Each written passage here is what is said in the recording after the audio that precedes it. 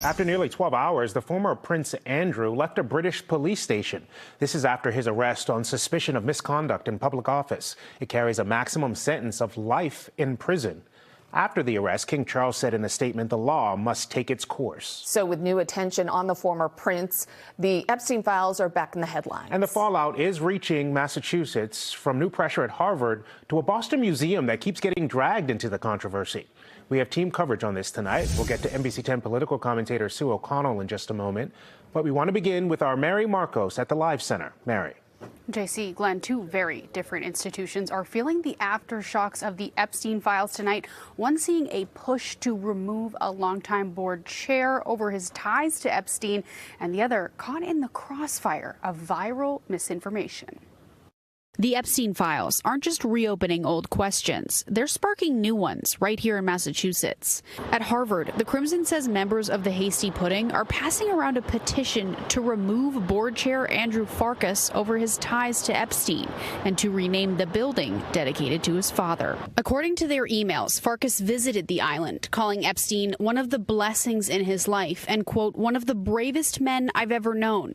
He told the New York Times he deeply regrets associating with Epstein, but never conducted himself inappropriately. The Epstein name or anything associated with it is typically in the collective mindset is bad branding. But the ripple effects aren't always about guilt. They're about gravity. He was successful in what he did, and it doesn't mean that all those individuals were involved in any personal aspects of his life. Case in point, the Isabella Stewart Gardner Museum. I think I just solved the biggest art heist in the world using the Epstein files. Never mentioned in the files, still got pulled in by an online rumor. An Instagram influencer had said that two of our paintings were listed in the Epstein files.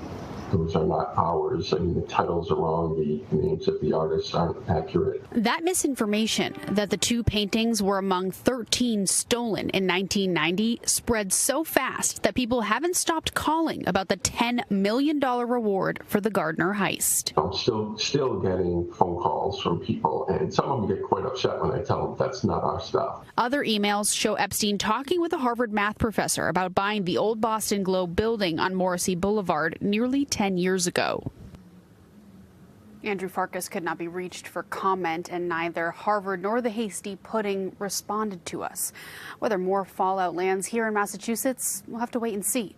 Reporting in the newsroom, Mary Marcos, NBC 10 Boston. Let's bring in NBC 10 political commentator Sue O'Connell. Sue, the phrases Epstein files, Epstein emails, they're everywhere right now. But then you add someone's name. If it's mentioned in connection with either one, alarm bells go off. What do people need to know or keep in mind when they're sorting through all of this? Because there's a lot. Yeah, they need to be clear about what they're actually looking at and talking about. The so-called Epstein files are a mix of, newly unsealed court documents and some older evidence that show who had some connection to Epstein, and it's not who committed a crime. The actual criminal investigation files, those remain sealed, and we have not seen a confirmed client list. That's not been released. For the emails, context is everything. Being mentioned in an email can mean someone wrote an article that was forwarded to Epstein, or you're referenced in some unrelated conversation, or you appeared in an automated conference invitation. The Isabella Stewart Gardner mention in the emails